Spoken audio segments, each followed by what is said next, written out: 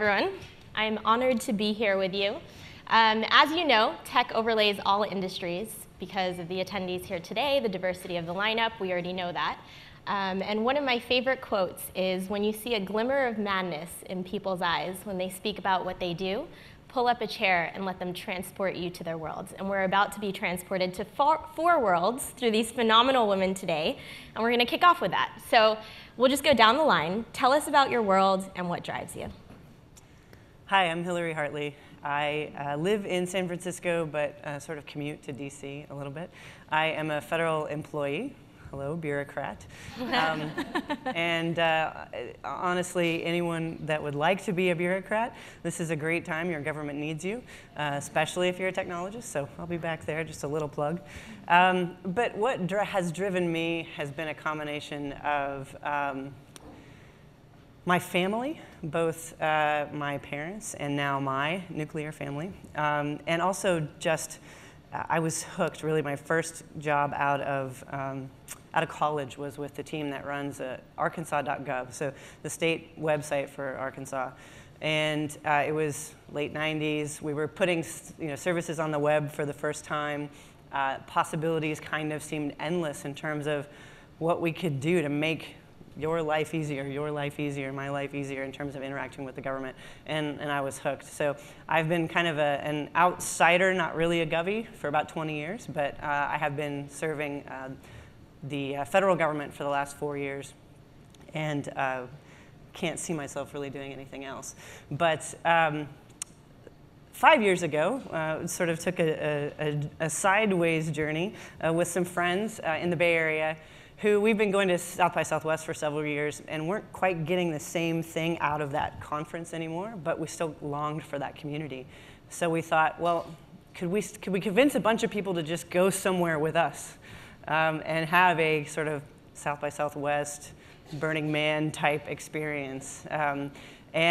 So we ended up looking into renting out a hotel in Palm Springs and doing the math on exactly like how many tickets would we need to sell to be able to do this. So we thought, okay, if we can sell 400 tickets, we can buy out this hotel and have all our friends come to the desert and it'll be amazing.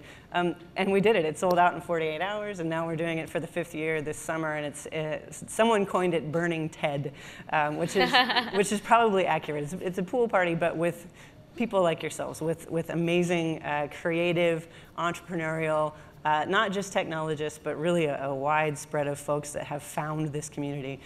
So that's yes and yes, yes. Wow, that's pretty amazing. Can I get a ticket for this year? Yes, they're on sale in 2 weeks. Hi, my name is Ania Williams, and I'm the founder and CEO of Tinsel. We make tech jewelry for women, and this is really driven by a couple things. My personal passion for creating things. I have a lot of hobbies. Actually, I should say I used to have a lot of hobbies because I don't really have a lot of time to do but so many things today. And it really also was spurred out of the fact that I noticed that consumer electronics are not designed with women in mind, and we deserve better. I'm actually wearing our product right now. It's a necklace that actually has fully integrated headphones in it. So. Hi everyone, my name is Diana Trujillo, and I immigrated from South America. And right now my job is to explore space. My job is to try to figure out with an international team of scientists and engineers if there was ever any possibility of life on the surface of Mars. And I love my job. I mean, my job as a deputy project system engineer and as a deputy team chief for the engineering division means that I am in charge of the technical integrity of what we do with the Mars Curiosity rover. The Mars Curiosity rover is the biggest robot that we have landed on the surface of Mars. It has a laser beam eyes, nuclear power, and yeah, it's like you're thinking about Marvel or something, and we just actually landed this ginormous thing. And I think that I love it. I love my job because every day I'm part of the few people that actually get to see pictures from a different world, right? I'm among the first 20 people to see an image that is just getting transmitted from Mars. And I think that I just love the fact that space is such a romantic area because you think about the fact that you're trying to discover not as a special individual that was a genius and somehow made it to work in the tech industry, is actually as humanity, right? Like you're trying to find out what's out there. You're trying to understand if there is things that, you're trying to understand things that nobody actually understands. And I think that it requires a lot of different backgrounds, and it requires a lot of different ways of thinking, because nobody has seen it. I mean, there's so many times at work that I see the picture of Mars and I'm like, I did not expect the rover to get stuck like that, or I did not expect it. I didn't expect the arm to move that rock that we touched. We were sure that rock was a ginormous plate, and it turned out to be actually not that big. And so, so that's kind of what I do right now. Thank you. Kim?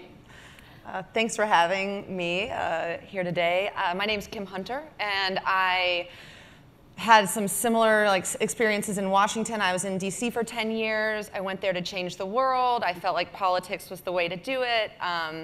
Started to see some breakdowns in how to make change. So went and traveled the developing world, found social entrepreneurship and individuals that were really building businesses and thinking how to solve big problems.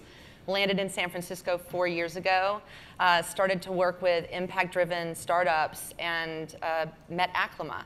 And so Acclima is actually an Earthshot. It's basically how can we explore the world that we live in today and really turn the signals of the Earth into data that we can use. So we deploy environmental and sensor networks that map air quality in real time. We do that in buildings. There's actually an Acclima node in the back of the room here. We're deployed across Google's portfolio.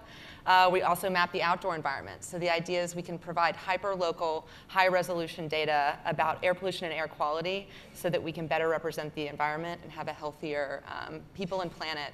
And then I'm also really passionate about women's leadership. 2 years ago, I started Women Catalyst with Lindsay Jean Thompson, who's here today. And we really wanted to create a community to support women to take action, to ask for help, to give help. And we just celebrated our 2-year anniversary, and over $35,000 raised for local nonprofits this year. That's awesome. Amazing. And when I spoke to Kim earlier to prep for this panel, we'll get you another water. When I spoke to Kim earlier to prep for this panel, she said, "My work makes my soul sing." And I thought that was just a phrase to share with you all, to find work that makes your soul sing. So I'm going to ask the question that's on everyone's mind now. Deanna, how do you get to work on something literally out of this world? Had you always wanted to work for NASA? I have. So yeah, my story is a little bit unusual.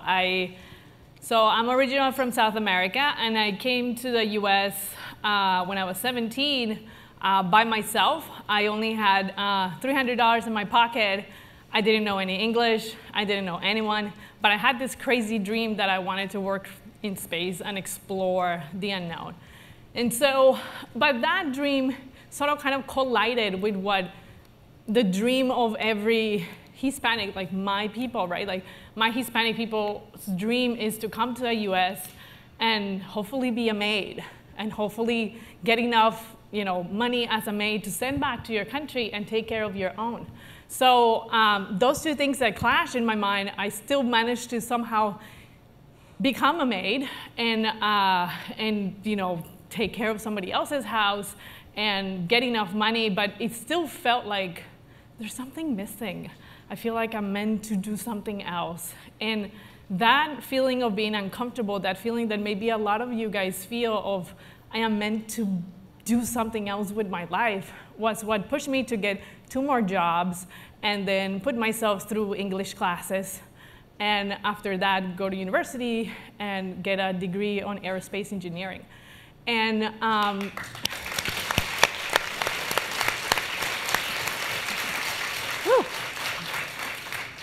thank you, guys. I think that after that, I had my first break, which was I was doing great at school. And just side note, I was doing great at school, and in Colombia, they grade you with numbers, but it's like if you're doing great, you're 90 or 100. And I kept looking at my transcripts, and I'm like, 4.0, this is terrible. My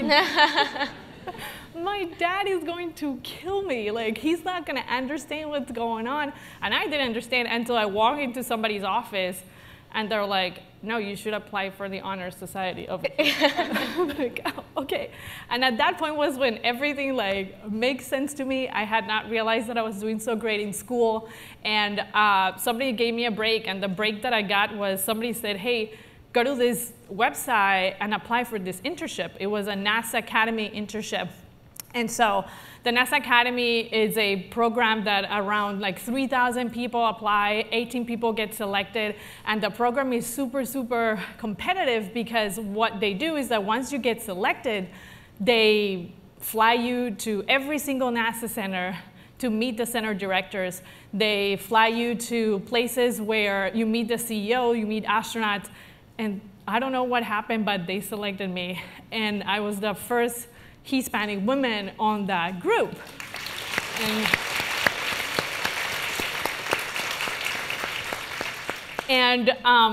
So I got to meet everyone that had the job that I wanted. In fact, I went from not having the option of understanding what I could do with my life to thinking that I wanted everyone's job. I wanted that job today and tomorrow, and it's like, okay, I don't know what job, but I want all of them. And so I feel like you have enough energy to take everyone's job.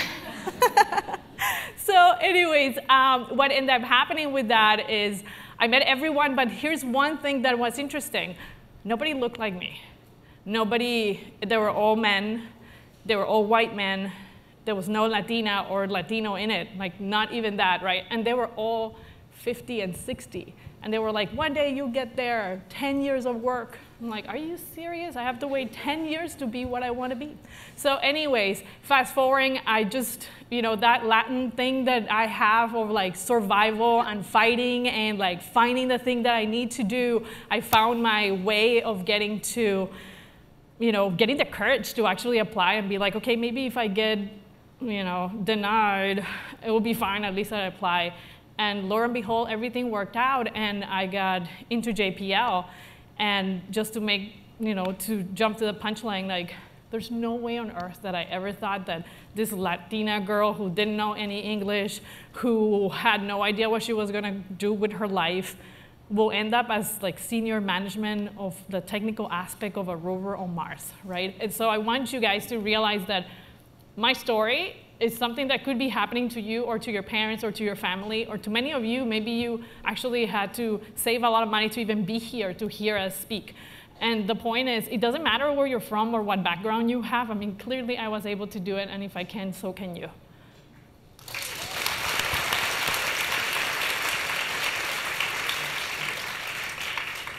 So what about for everyone else?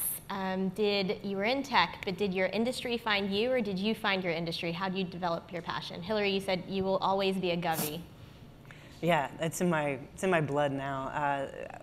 A colleague on our team coined the phrase "impact junkie." That's really who we are recruiting. That's who comes and serves with us. So even if it's maybe adjacent to government in the future, I'll always be a Govy. I love it. Ania?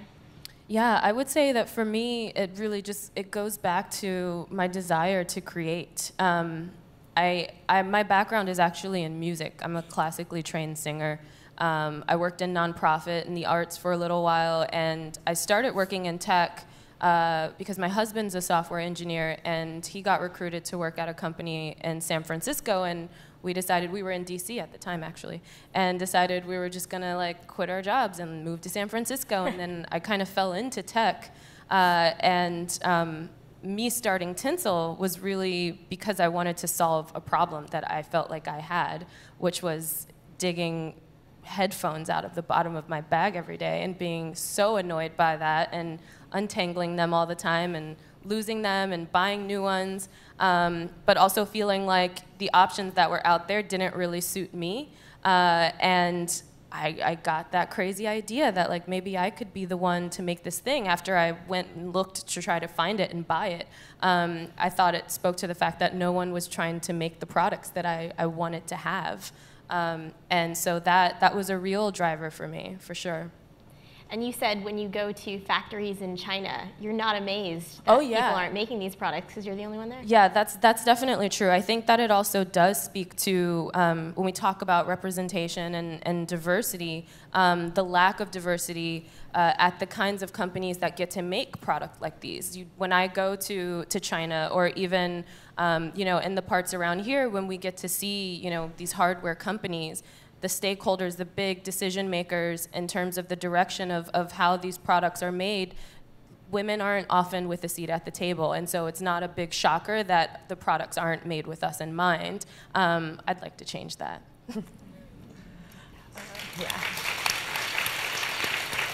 Well, I went to Washington, D.C. at 18, born and raised in Birmingham, Alabama. My dad was an HIV/AIDS researcher, so I was doing sort of AIDS marches at 8 years old in Birmingham, Alabama, and became just so conscious of social justice issues and the need for us all to be active in our world. And I was also a big fan of The West Wing, so I had it in my mind that if this is like dating me a bit, but I wanted to be C.J. Cregg. I was like, I want to be White House press secretary. And at 18, I'm going to go to George Washington University. I'm going to get a degree in political communications. I'm going to intern at the DNC. I'm going to work in the Senate. I'm going to build my way up to be at the White House. And I started to do that. And I got on this ladder, and I think that the reason I bring this up, because I think there's semblances between this and what other women can experience, is I got on this linear ladder in which I would go from this internship to this job, and I was going to start climbing the ladder to get to this point. And I started to feel like something around 25, something didn't feel right. I was like, do I really want to be White House press secretary? Is this how I'm going to really make a change in the world? And I started to try and listen more to myself, and also had to sort of let go of some of the pride or some of the sort of expectations that I'd let others put on me, or that I would let other people down if I walked away from this career and started to explore my passion. And around 28, I started to think, I think I need to take some time and figure out like what is my calling. And so at 28, I quit my job, sold everything, got a backpack, and just hit the road. And I just let myself live and pick up on what I really wanted. And when I moved to San Francisco, I was going to be a consultant. I was like, I'm going to pivot, so to speak, and take my communications background from DC and work with startups. And it was tough. Like, I was Airbnb-ing my apartment to make rent. I made like a mixture of lentil sausage and tomato like every week to sort of eat at like the lowest budget, but I was like rebuilding a network. So yeah, it was tough. Like I got off this ladder and I sort of started afresh, but I had this wealth of foundation, like this wealth of information and experience that I could apply. And I worked hard, and it was tough, but eventually started to make connections, built community, and now 4 years later, I wasn't expecting to be where I am, but I think opening myself up and not having this tunnel vision really made the world a lot more colorful for me.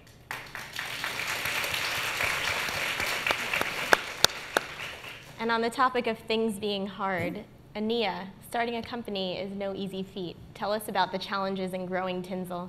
Yeah. Well, I mean, everybody likes to say hardware is hard. I hate it when people say that. Everything is hard.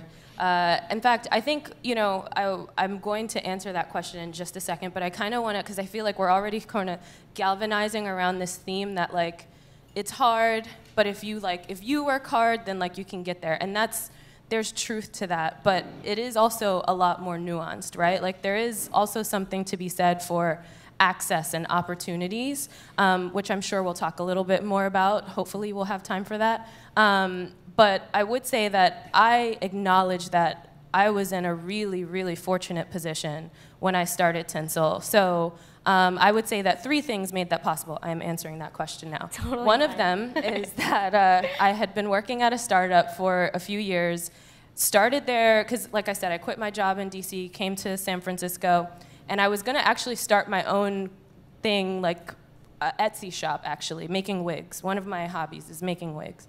And so I was like, oh, this will be fun. But I didn't know anyone here. So I was like, I also do want to meet people. And it ended up happening that I got an opportunity to work at this startup called Voxer as an office manager. And I was way overqualified for the job, but I was like, it's part-time, it's easy, I'm gonna meet new people, the company sounds cool, sure. And so very quickly after I started there was like no lack of things that they needed help with, and I just would jump in and start working on things and helping solve problems, and made my way through the organization. So after about 3 years of working there, I was running the marketing team. Like, I was on the senior team of the company, and so that obviously was recognized by the leadership there. And you know, when I had this idea for Tinsel, I was actually going and having a conversation with the CEO, and I was telling him that I was going to leave because I was ready for a new challenge. I didn't know what it was. And I was like, I want to give you a heads up, like, I'm going to leave. I'm not really sure what I'm going to do next, but I do have this idea, and I actually wanted to ask you if you know any industrial designers, because I have this thing in I need someone that can help me visually get what I'm thinking out of my head. And he made an introduction to his friend. His friend basically in that conversation told me, if you want to build hardware, you need money. Like, you can't make something out of nothing with a physical thing. And so he's just like, you need to go back and ask Tom for money. He needs to invest in this. And I'm like, okay, all right. And so I did actually end up convincing Tom to give me the money to help see if it had legs to get it started. So that was the first enabling thing. Like, I just happened to have worked with someone who had the resources and believed in me. I had that relationship with them, that they would take that bet on me. The second thing was, I mentioned my husband's a software engineer. He worked at Yammer. Yammer got acquired. We got enough money to have some savings that I could take the risk of quitting my job and trying to do this thing full time. And then I'd say the third thing was just a shit ton of creativity and resourcefulness that got me to where I am today. And so, you know, going out and needing more money for hardware is expensive. And fundraising for it is a huge challenge. Like, we actually did do a crowdfunding campaign, but even to get to the crowdfunding campaign, like, you need so much money just to do the product development, to bring the team on, to make sure you can actually realize this thing.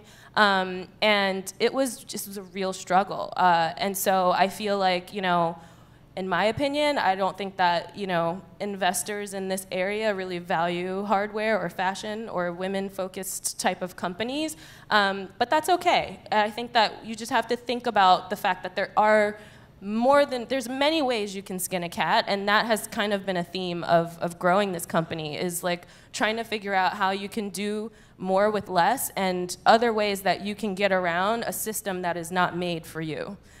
So that is what I would also drive home alongside the hard work, because yes, the shit is hard, but you definitely have to remember that someone telling you no isn't always the end of the road. You can try to find another way to get in that door. Go around like the back and sneak in the window or something.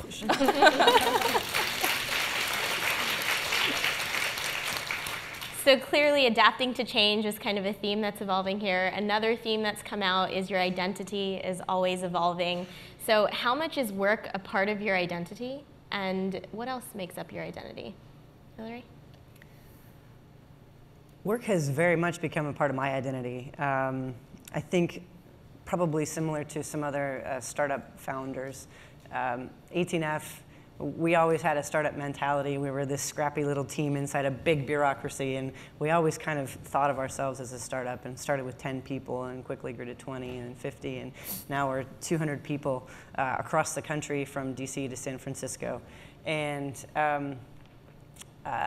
that has definitely been my third kid. I have two human kids that I love very much. But that team and that effort has absolutely sort of been my third baby. And it's a lot of work, but it absolutely both fills me up and takes away as well.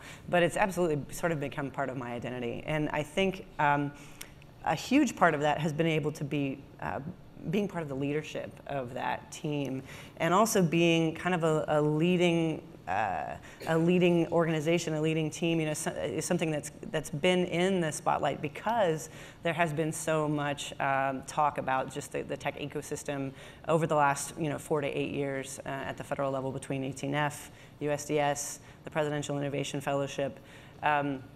And so I've been really, I've taken it very seriously to be one of the folks that gets to sit on this stage, whether it's here or at any other conference or any appearance, and be my true self, and be a woman that wants to connect with folks, be a lesbian that wants to connect with folks, be sort of just who I am, and I think that has been supremely important in terms of attracting a similar kind of folk to our team.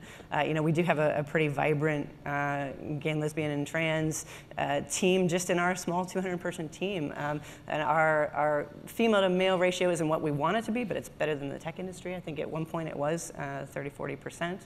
And the tech industry spent $1 billion on this diversity problem. We're not figuring our way out of it by spending a lot of money. It's just not happening. Networks matter, access matters, relationships matter, mentorships matter. There are companies that are starting to figure out that magic mix of data science, so some of it is tech, so that you can kind of get into the wells and get into the pools that you want to get into, but then mentorship and interview style and all that kind of stuff. And so I think just sort of that piece of my identity, I've been really fortunate to allow, it's been allowed to sort of be out there and flourish as well, which has been. And hopefully others are able to follow a similar path, because you were mentioning the last thing Obama did. Would you like to share? Oh, yes. So I'm representing today. This is the Presidential Innovation Fellowship. It's our little track jacket. Everybody's got to have a track jacket. Code for America has a track jacket. We were like, we need track jackets. So this is the PIF track jacket. So yes, actually, the Presidential Innovation Fellows have been a catalyst, really. They started in 2012 under the Chief Technology Officer, Todd Park, and then Megan Smith followed him and really kind of kept the torch going. And now, through huge bipartisan support, literally everybody voted for it. It was called the Talent Act. I can't remember exactly what that acronym is, but it's government. But the Talent Act has now made the Presidential Innovation Fellowship a permanent part of government. And it was literally the last bill that President Obama signed as he was in the holding room waiting to go out on stage and pass the baton to President Trump. So we were very fortunate to sort of get that signed. Yes, it's a big deal. A lot of people going a heroic last mile to get that signed, but it is now part of the legislative code, and you can be a PIF too. We're at about 3 minutes, so anything for identity, otherwise there are a couple questions we can get to. Yeah, I feel like I just want to say that I think that there are 3 things that kind of shape identity in my eyes. Like one of them, like the things that I do, as well as who I am. Like I am a black woman, there's no denying that I wear that in a very visible way, and it obviously impacts the way that I have interactions in the world. And then the choices that I make, and including those to become a mother. I have a small child, and that has really formed a new aspect of my identity in the past year, handling, wrangling, all of the things, being a mother, building a company, it's real. Deanna? I think that I spend a lot of my time trying to figure out how to find my identity. And I think that I made a couple mistakes that I wanted to share with you guys. Like sometimes you think that what you do is who you are, and that has nothing to do with it. And I just had discovered recently, really, as I'm pregnant now and I have a kiddo at home, and my identity is everything. Where I come from, what I do, my family, how I behave, what I think, how I speak, my accent, all of those things is my identity. And I think that trying to separate those things as you're coming to the office, it's a bad idea. Actually, it's a much better idea to bring all of that chaos to the office, because that's when you think, wait, I saw my kid actually playing with that. So we probably can do something like this with the rover when it does this thing. I literally have done those things where you could think there's no way I could compare my kids laughing about the wind to trying to figure out that's a bad idea to use the arm when it's so windy. And so I think that that's my message. My message is, with respect to your question, is don't separate your things. Don't try to hide certain things about you. Just bring the whole chaos to your office and figure it out on the fly. Yeah, I'll just add, I think, we interviewed a Women for Women catalyst a couple weeks ago. Her name is Wendy Chin. She was a record store owner in San Francisco, and then built the iTunes store from physical to digital. And then she now is an artist making knots. And her main message was, give yourself permission to explore who you are and what your passions are and what you want to do. Because bringing all of yourself and allowing yourself to do that is one of the most important things you can do. I love it. Okay, go ahead. I'm sorry, I just want to say one more thing before we go, is that to all the women here in this room, we were talking about this backstage, I think it deserves to be said, which is that you deserve to be here. In fact, you deserve to be in any room that you're in. Do not let anyone question your experience, your perspective, the treasure that you bring to any conversation. You absolutely deserve to be there. Remember that. Yeah, to you. I'm going to end with one quick rapid fire question down the line, 15 seconds each. What does your life look like 10 years from now? Are you in the same industry, or is it okay if passions change? We're going to start at that end. And also just leave us with a nugget of knowledge about your world. Yeah, well, 10 years ago, I didn't think I'd be sitting here. 10 years ago, or 10 years from now, I'm not gonna make any promises. I'm gonna see where it goes. Looking forward to growing Women Catalysts. Acclima's doing a lot of exciting work right now. Gonna continue to build that. And my nugget of advice would be something that I actually started to put into practice just actually in the last couple of months, was when you get wrapped up and you're on the passion track and you're on the chaos train, I really encourage you to try and develop some time in the morning to find some stillness and listen to yourself. Think about how you want to approach your day, how you want to end it, how you want to interact with people. I do it by throwing the I Ching actually every morning. Google it, it's interesting. It gives me that 4 minutes before I start my day to tune in. And that makes me a tremendously more effective leader and brings a lot more joy and clarity to my life.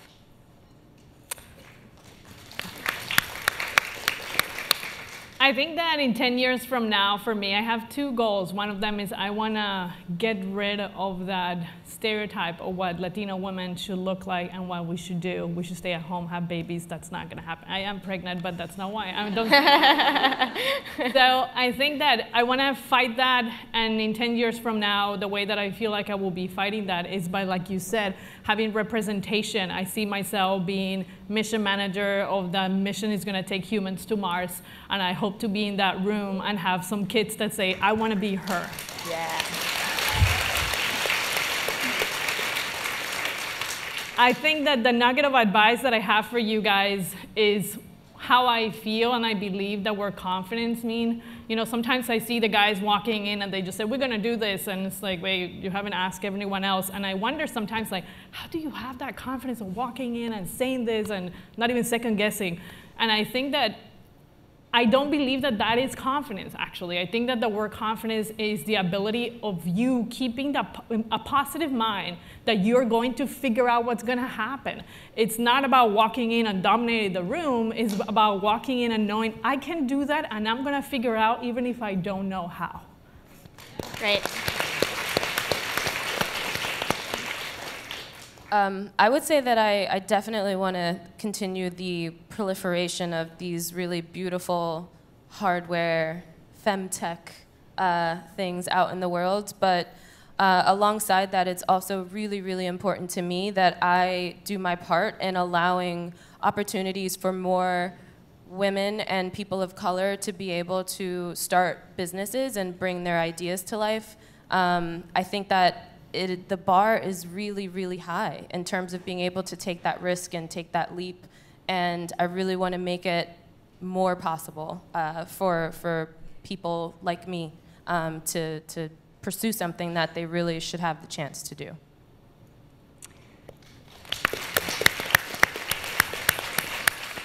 I'm just gonna be honest and say I have no idea. My oldest kid is 7, so he'll be 17, about to graduate and go to college, so that even just thinking about that freaks me out. So I really don't know, although what I do hope is that I continue to be in a position to essentially both make an impact on the world, but also make an impact on individuals, not just through the services or whatever that my team might be delivering at any given moment, but by nurturing folks into places that they want to be. I think 2 nuggets of wisdom. One, in terms of a mentor, someone I look up to, she's on my mind because I've seen her a couple times in the last week, but just last night I was honored to go and sit at a gala where Megan Smith was awarded, and Megan was here at Google, and then she was the 3rd Chief Technology Officer of the United States. And the thing that I think I most admire about her, and the thing that I think I want to bring to myself, and that I've noticed about how I start to interact, just both with my team and with the world, is that Megan will bring anybody into the room where it happens. She makes you feel like you're important and that you belong there. And I think that is so important. And if you're looking for a mentor, if you're looking for those experiences, I know it's hard, and imposter syndrome is absolutely real. I am a living proof. But if you can bring up the courage to ask, I guarantee you someone will say yes. Amazing. So to finding our way together, let's help each other out. Let's give it up for these phenomenal women again.